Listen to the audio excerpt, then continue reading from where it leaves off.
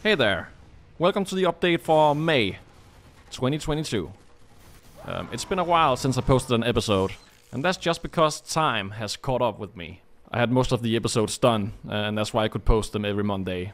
Also, I've been drawn more towards my music project. That's been taking most of my time this month, but I have begun filming, so I suspect the next episode of Space Quest will come out at the beginning of next month.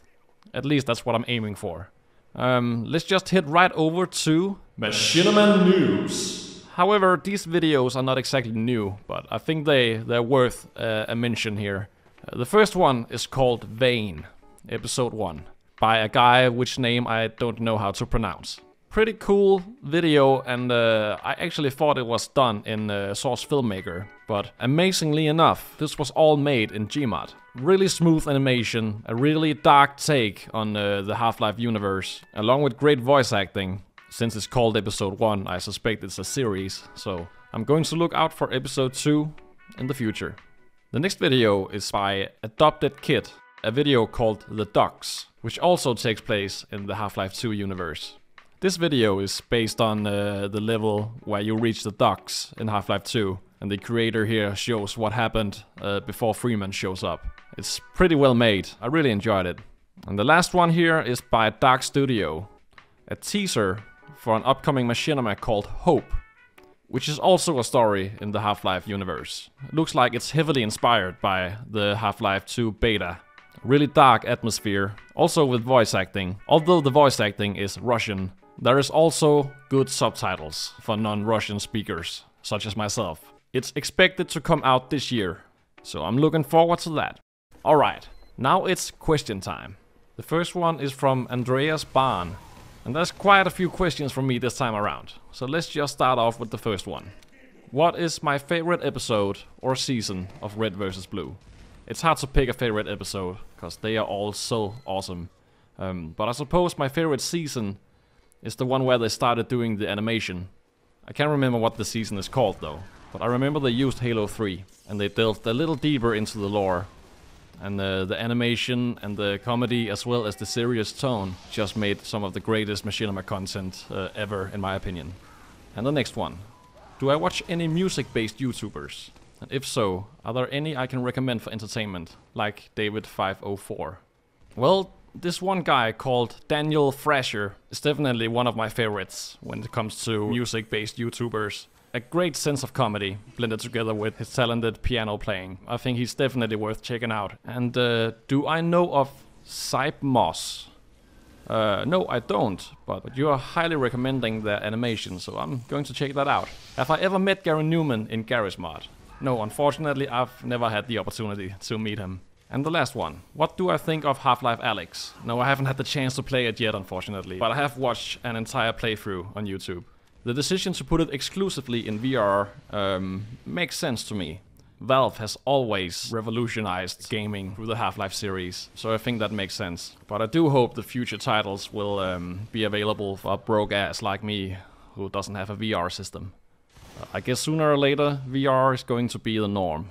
The next question is from Dilly D22. Were older Gmod machinimas from back in the day like Lead World or War of the Servers a huge inspiration? Yeah, definitely. I loved Lead World. I watched that shit all the time. And I think War of the Servers was amazing. As some of you know, I made a machinima back in the day called Server Defense, which was heavily inspired by War of the Servers. So yeah, I'd say both the Lead World and War of the Servers were huge inspirations. As well as Red vs. Blue, John CJG's old stuff. He's still making machinima, by the way. RP and the Chief is still going amazingly enough. And it's as awesome as ever. Is there anything I miss about Gmod from back in the day? Well, yeah, I suppose. I missed the time when Gmod was the shit, and everyone was playing it. And the whole machinima wave was so new and fresh and popular. I suppose I missed that time. Nowadays it's all about let's plays and game commentaries and all that. Not about making story-driven content. So yeah, I suppose I missed that part of it. The next question is from Connor Sharton. Do I think Kate will regret make loot? Oh man, all your questions are about the Dark Days. Honestly, man, I'm not going to answer any questions about the Dark Days like that. I can hardly remember it, to be honest. And I suppose I would love for it to be up to you and your imagination to guess what's what in that regard. So if you have any other questions that's not related to the Dark Days in that way, I would love to answer it. The Dark Days is so far away from me at this point in my life, so I wouldn't be able to answer these questions you're asking here. So sorry about that. And we have a question from Dom the Duck 23. Where did you get the idea for Space Quest? Did you get inspiration from a sci-fi TV show or anything like that? Well, of course, Red vs. Blue is probably the biggest inspiration, as well as Alien, Starship Troopers, and Battlestar Galactica in a way. And hopefully I'll be able to explore some of those themes later on in the series.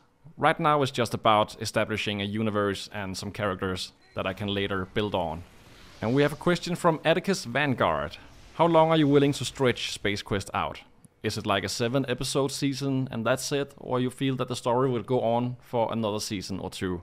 I don't know how long it's going to go yet, but I am hoping for at least 2 seasons. 2 or 3 seasons, I guess. And from then on, I don't know. I'll see it when I get to that point. And the last question is from Dramix. He's wondering if I named the main character of Space Quest Cold Green after a character from Half-Life Decay, Colette Green.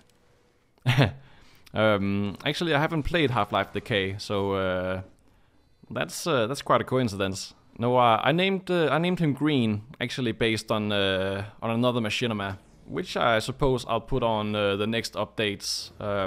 Machinima mentions. It's an old Machinima series where the new guy was also called Green, and I just thought that fit into his character, and I named him Cold because I thought that suited his last name as Green, Cold Green. I think that just sounds pretty good. So yeah, no, that was just a coincidence. But how about that, Colette Green? All right, I suppose that was it for this time around. Thanks for the questions and thanks for still hanging around here. I'll see you all in June. Alright, have a good one, guys.